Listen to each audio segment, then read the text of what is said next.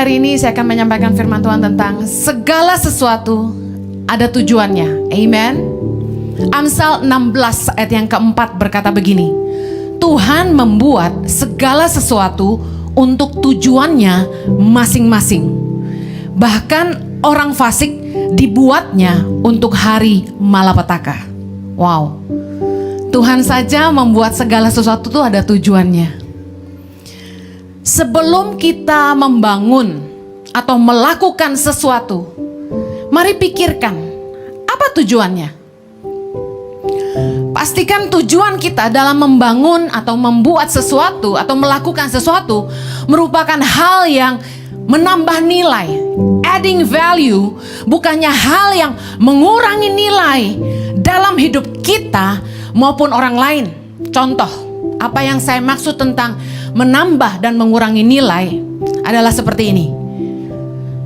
Apakah yang Anda kerjakan atau yang Anda bangun mensejahterakan atau menyengsarakan? Memperkaya atau mempermiskin?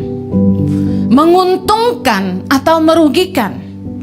Menumbuhkan atau mematikan? Mendidik atau menyesatkan? Memperbaiki atau merusak? Memajukan atau menghancurkan? Mempertajam atau mempertumpul? Membangun atau merusak? Dua hal yang berbeda. Yohanes 10 ayat 10, kita lihat ayat firman Tuhan dalam bahasa Indonesia dikatakan begini, pencuri datang hanya untuk mencuri dan membunuh dan membinasakan. Aku datang supaya mereka mempunyai hidup dan mempunyainya dalam segala kelimpahan, kata Yesus. Mari lihat terjemahannya dalam Amplified Bible. The thief comes only in order to steal and kill and destroy. I came that they may have and enjoy life and have it in abundance. Pengertian abundance di situ, to the full till it overflows. Artinya, Yesus datang supaya kita memperoleh hidup, katakan amin. Menikmati hidup kita dan menjadi berkat bagi orang-orang di sekitar kita. Overflows artinya sampai tumpah. Tuhan akan memberkati kita supaya hidup kita tumpah buat orang lain. Hidup kita jadi berkat. Karya Tuhan dalam hidup kita selalu adding value, menambah nilai, mengangkat kita ke tempat yang jauh lebih baik. Amen. Saya pernah khotbah tentang karya Yesus dalam hidup kita meningkatkan nilai dalam hidup kita. Yesus yang kaya menjadi miskin supaya kita yang miskin jadi kaya. 2 Korintus 8 ayat 9. Karena kamu telah mengenal kasih karunia Tuhan kita Yesus Kristus, bahwa, baca sama-sama, Ia yang oleh karena kamu menjadi miskin sekalipun Ia kaya, supaya kamu menjadi kaya oleh karena kemiskinannya. Lihat, apa yang Yesus kerjakan dalam hidup kita selalu meningkatkan hidup kita, menambah nilai, membawa kita ke tempat yang lebih baik. Yesus yang tanpa dosa disalibkan untuk menebus dosa-dosa kita, supaya kita yang seharusnya binasa beroleh hidup yang kekal. Mari baca 2 Korintus 5 ayat 21. Sama-sama. Dia yang tidak mengenal dosa telah dibuatnya menjadi dosa karena kita, supaya dalam Dia kita dibenarkan oleh Allah. Beri kemuliaan buat Tuhan kita yang luar biasa. Katakan haleluya. Satu-satunya yang membuat saya memilih mengikut Kristus adalah gini, saya tahu kita tidak cukup baik untuk masuk surga. Tidak akan pernah cukup baik. Ada selalu sisi kelam dan sisi hitam dalam hidup semua orang. There's always a dark side. Dan kasih karunia Tuhanlah yang membuat oleh karena salib Kristus kita semua dibenarkan di hadapan Bapa. Yang mengerti katakan amen.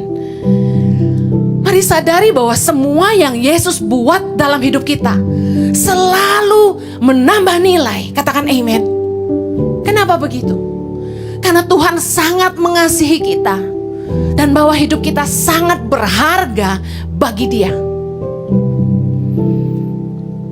Yohanes 3 ayat 16 berkata, karena begitu besar kasih Allah akan dunia ini, Dia mengaruniakan anaknya yang tunggal, supaya barang siapa yang percaya kepadanya tidak binasa, melainkan beroleh hidup yang kekal. Anda harus tahu bahwa dunia bicara soal manusia yang diciptakannya sangat berharga bagi Dia. Jangan sampai kita mengerjakan, melakukan hal-hal, membangun hal-hal yang bukannya menambah nilai dalam hidup orang lain, tapi malah kita mengurangi nilai dari hidup mereka, dan kita merusak pekerjaan Allah. Makanya kenapa saya tidak mau jemaat ICI punya budaya menghakimi. Kalau Tuhan saja masih sabar sama kita, kata firman Tuhan, supaya Dia kasih kesempatan buat kita bertobat, apa hak kita menghakimi orang lain? Yesaya 43 ayat 4 berkata gini, oleh karena engkau berharga di mataku dan mulia, dan aku ini mengasihi engkau, maka aku memberikan manusia sebagai gantimu dan bangsa-bangsa sebagai ganti nyawamu. Katakan, aku berharga bagi Allah. Jangan sia-siakan hidupmu karena engkau berharga bagi Allah. Pastikan ketika Anda membangun sesuatu, melakukan sesuatu, bertanyalah pada dirimu, apa tujuannya? Apakah yang saya lakukan ini menambah nilai, bukannya mengurangi nilai dalam hidup saya dan orang lain? Bukan hanya bicara orang lain, tapi bicara hidup kita, karena kita berharga.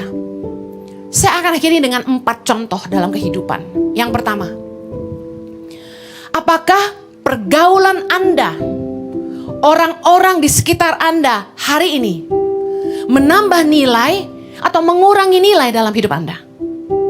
Mazmur 1 ayat 1 berkata gini, berbahagialah orang yang tidak berjalan menurut nasihat orang fasik, yang tidak berdiri di jalan orang berdosa, dan yang tidak duduk dalam kumpulan pencemooh. Dikatakan berbahagialah. Adding value berarti gini, hidup kita jadi bahagia. Anda ingin bahagia, angkat tangan. Kata firman Tuhan, Mazmur 1 ayat 1 bilang gini, kalau Anda ingin berbahagia, jangan berjalan menurut nasihat orang fasik. Siapakah orang fasik? Orang yang tahu kebenaran tapi tidak mau menghidupi, cuma pintar menghakimi. Yang tidak berdiri di jalan orang berdosa. Anda ingin berbahagia, jangan bergaul sama orang-orang berdosa dan mengikuti cara-cara hidup mereka. Anda ingin berbahagia, jangan duduk dengan kumpulan pencemooh. Anda mau lihat apakah hidupmu hari ini dikelilingi oleh orang-orang yang menambah nilai atau mengurangi nilai dalam hidupmu? Simple. Apakah Anda lebih bahagia bersama mereka? Apa mereka membuat Anda menderita? Contoh, morotin Anda, membuat Anda jadi hidup tidak berkualitas, membuat hidupmu lebih banyak ngabisin waktu untuk hal-hal yang sia-sia. Saya jarang hangout, honestly, gak ada waktu. Kalau saya punya waktu free, saya lebih baik sama anak saya, karena anak saya yang paling sering dikorbankan karena pelayanan saya. Saya tidak ke salon, saya panggil orang gunting rambut ke rumah. Gak ada waktu buat pergi aja. Jadi saya sangat hitung waktu saya. Beberapa waktu kami mulai punya gereja ini, ICI. Salah satu pengerja bilang, haruslah sekali-kali fellowship sama pengerja, katanya gitu. Saking saya gak pernah fellowship sama pengerja, sama staff aja. Saya punya meeting mingguan, itu purely meeting, jadi bukan have fun. Meskipun kami selalu fun ya. Satu kali saya coba, oke lah, abis 60 minutes worship, kami nongkrong di warung Ropita. Kurang sehat sebenarnya, karena nggak pernah saya kalap makan begituan. Roti bakar, coklat keju, itu makanan kesukaan waktu SMA, kata suami saya. Indomie goreng pakai telur dan kornet gitu ya. Pada lapar ya. Kemudian apalagi? Nasi uduk, ya kan? Dosa. Sate Padang dan teman-temannya. Ada yang diet pesannya sate taichan. Saya kurang suka, rasanya kurang enak untuk saya. Saya makannya yang agak kurang sehat. Sikat. Terus ada yang ngeracunin lagi. Ciheni, Hen, jus alpukat ya. Oh itu musuh itu kalau orang diet, saya bilang. Dia bilang lu cobain sesendok. Waduh, ini jahat ini. Mereka sayang sama saya, tapi mereka mencobai saya. Udah tahu punya gembala harus kurusin badan. Pandemi telah menambah terlalu banyak dalam hidup saya. Beda kan di YouTube ya. Kemudian satu kali makan itu ketawa tuh saya bilang gini, nggak boleh sering-sering kayak begini, nggak sehat, saya bilang gitu. Bener gak sih? Kemudian mereka bilang gini, salah, justru kamu harus sering begini sama kami gitu. Saya diam, oke. Kemudian minggu depannya lagi saya nggak ada di Jakarta, aman ya kan. Minggu depannya lagi habis 60 menit diajak nongkrong lagi, tempat yang sama. Emang mereka kurang ajar kadang-kadang. Kemudian minggu depannya lagi diajak nongkrong lagi ke tempat yang sama. Saya bilang kalau begini terus gue nambah nih beratnya.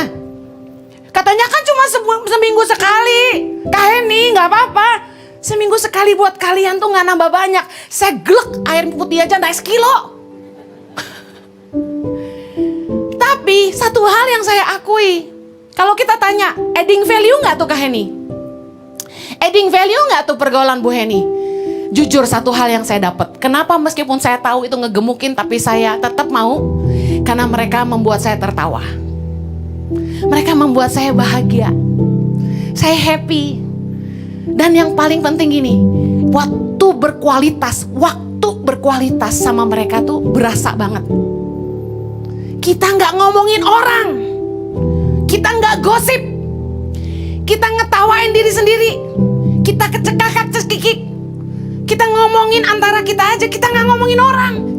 Sehat, kita gak gosip. Itu yang saya senang. Yang bikin saya malas ngopi sama orang, baru duduk udah ngomongin si A, baru duduk ngomongin si B. Kok kepahitan gak kelar-kelar, capek. Buang sampah di tempat yang salah. Kita capek, dia tumpahin ke kita, tambah lelah. Bener gak? Lebih baik nih kalau kita yang lelah-lelah nih kayak saya, duduk sama yang bikin kita ketawa aja, hati sukacita. Katakan amen. Mamanya Ibu Iren, General Sekretari gereja ini, umur 76, awet muda kayak lakcap. Umur 76 kayak 60. Pengen gak ibu-ibu kayak begitu? Saya langsung tanya, Tante, rahasianya apa? Dia bilang gini, hati yang sukacita. Puji Tuhan, amen. Yang mau ibu-ibu katakan amen. Yang kedua, zaman ini zaman sosial media, dunia maya. Orang mulai berlomba-lomba bangun reputasi, bangun karya, bikin usaha lewat dunia maya dan sosial media. Contoh seperti YouTube ya.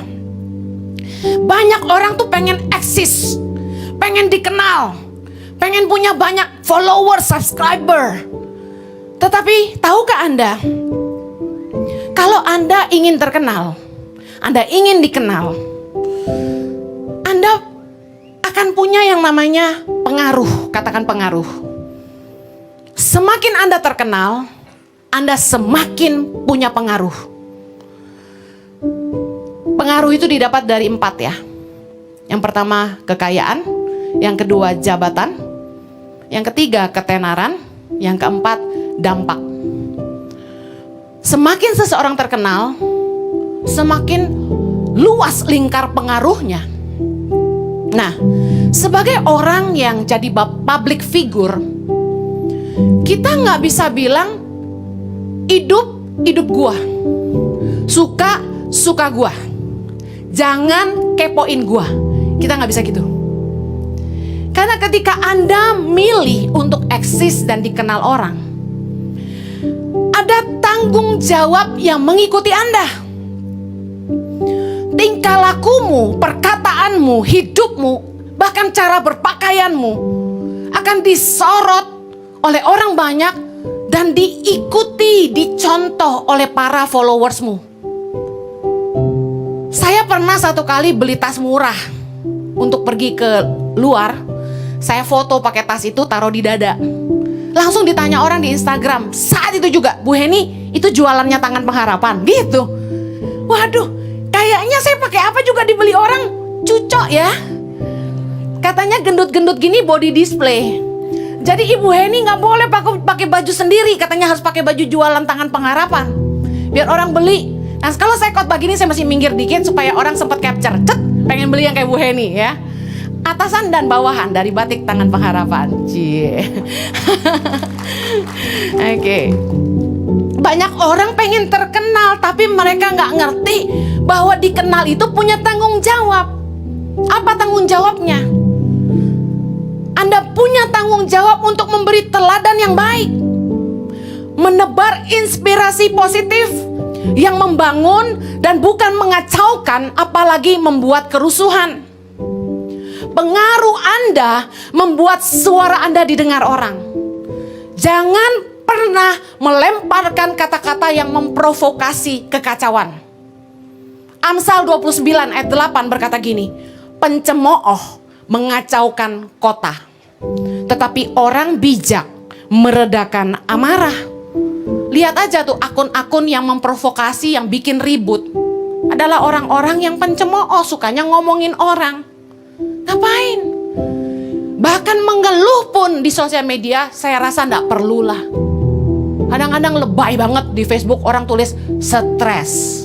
Ngapain? Pertama, who cares? Kedua, yang ada orang yang sebel sama lu jadi seneng. Punya masalah soal suami, nggak usah posting-posting. Yang ngiri sama kita, yang sebel sama kita, tepuk tangan. What for? 1 Korintus 14 ayat 33, sebab Allah tidak menghendaki kekacauan tetapi damai sejahtera. Mari kalau Anda itu punya akun sosial media, seberapapun followersnya, Anda punya tanggung jawab. Lepaskan perkataan yang baik, yang membangun, yang menginspirasi, memberi semangat. Kalau Tuhan tuh kasih kita kesempatan untuk beri pengaruh dalam hidup orang lain, pastikan kita bertanggung jawab dengan itu. Katakan amin.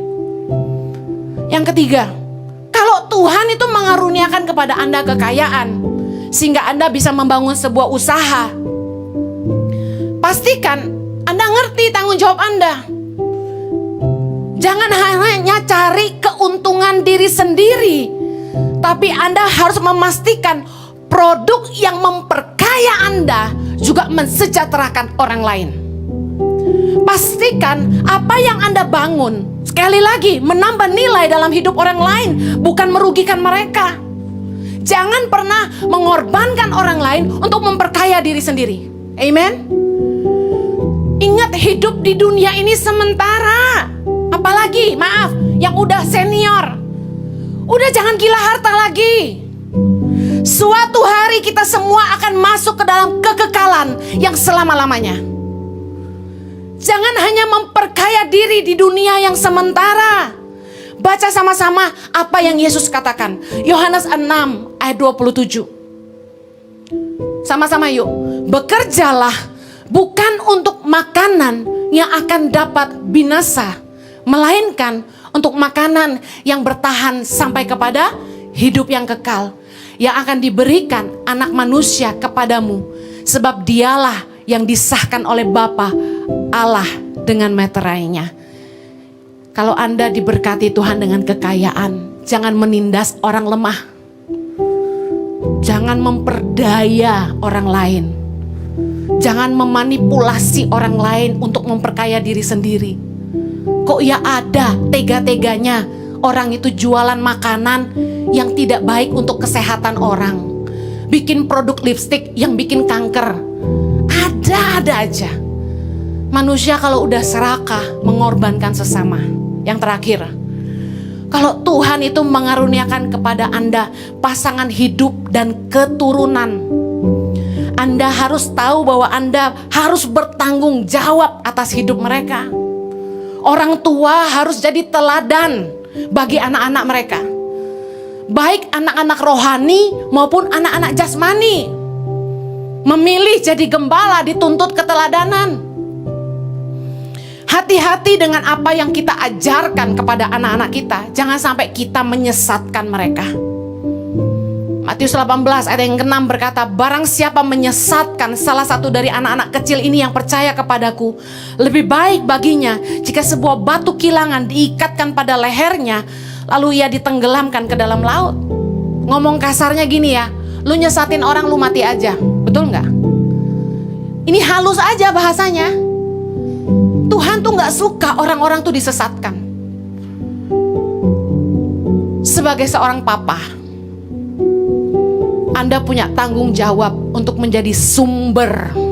Makanya Anda dipanggil Aba. Aba itu artinya sumber. Anda harus jadi imam bagi istri dan anak-anakmu. Jangan tiap malam buat doa keluarga aja harus istri yang manggil-manggil kamu. Sebagai imam tuh punya inisiatif ngajak anak dan istri doa. Apa susahnya? Ngerti tanggung jawab, kerjakan saja. Kadang-kadang istri udah teriak sampai 5 kali masih main HP aja. Sebagai mama, Anda punya tanggung jawab untuk menjadi penolong bagi suami Anda, bukannya ngerongrong suami Anda. Banyak perempuan, banyak maunya, tapi gak mau bantu suaminya. Alasannya gak bisa kerja, habisin duit aja. Tanggung jawab Anda sebagai mama, merawat dan membimbing anak-anak Anda.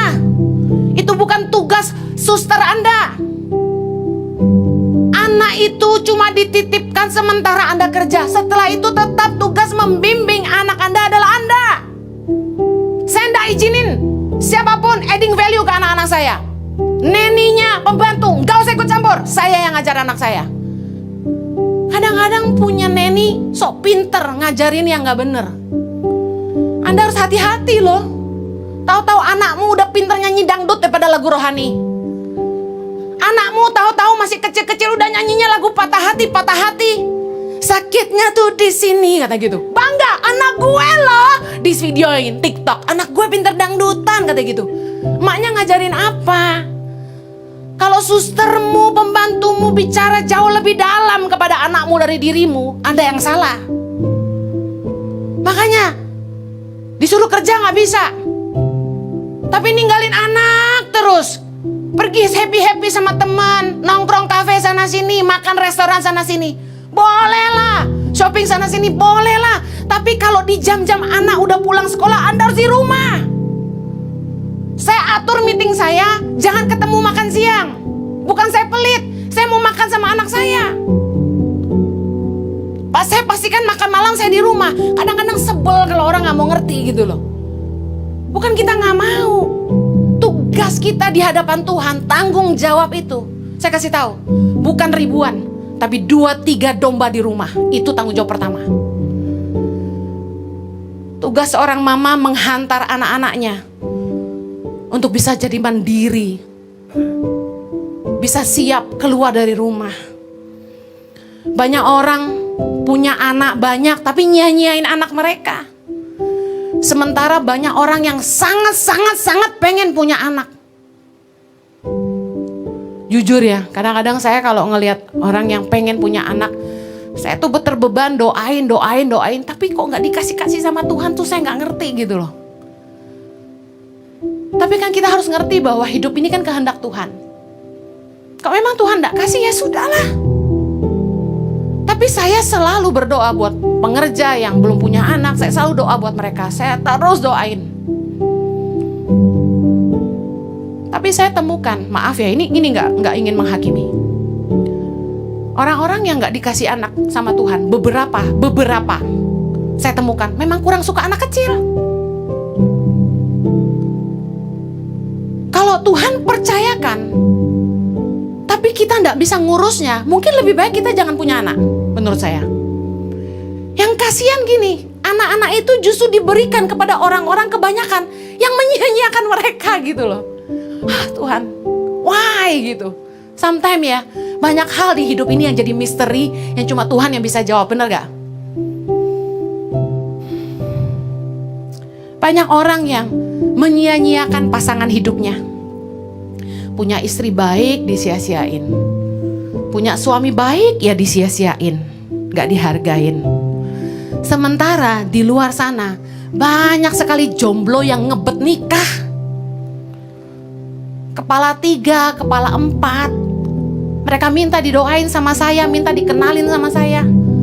Saya juga udah putus asa, apalagi mereka. Saya pikir gini, kenapa Tuhan ciptain lebih banyak perempuan ya? Bener gak sih? Sedangkan yang cowok, kalau udah kepala 3, rata-rata udah pada punya. Yang bagus maksud saya. Banyakan orang tuh nyanyain pasangan mereka, sementara di luar sana banyak yang pengen nikah. Ironi ya. Yang punya tidak menghargai, yang tidak punya sangat mengingini. Saya tutup dengan Roma 14 ayat 12. Sama-sama yuk. Demikianlah setiap orang di antara kita akan memberi pertanggungan jawab tentang dirinya sendiri kepada Allah. Ketahuilah bahwa setiap kita akan dituntut pertanggungan jawab sama Bapa di sorga. Pastikan kita bertanggung jawab atas setiap karunia yang Tuhan percayakan dalam hidup. Pastikan semua yang kita bangun, segala sesuatu yang kita lakukan berdampak positif, menambah nilai, mensejahterakan orang, membuat orang lain hidup lebih baik. Bukan hanya untuk hidup mereka, tapi juga untuk hidup kita dan keluarga kita. Banyak kali kita terperangkap, kita nolong orang, tapi kita menyengsarakan keluarga sendiri. Kita sungkan sama orang, dan kita gak jaga perasaan pasangan sendiri. Ironi bukan? Saya berdoa, mari hari ini mulai lebih mawas diri. Hati-hati, jangan ngomongin orang, jangan jahat sama orang, jangan sirik sama orang, jangan menjatuhkan orang lain. Kemarin saya baru dikasih tahu, ada istri hamba Tuhan besar ngomongin saya, ini dan itu, ini dan itu. Saya ketawa aja. Saya bilang, ngapain ngurusin saya? Apalagi yang dibicarakan masa lalu. Saya kan hidup sebagai ciptaan baru.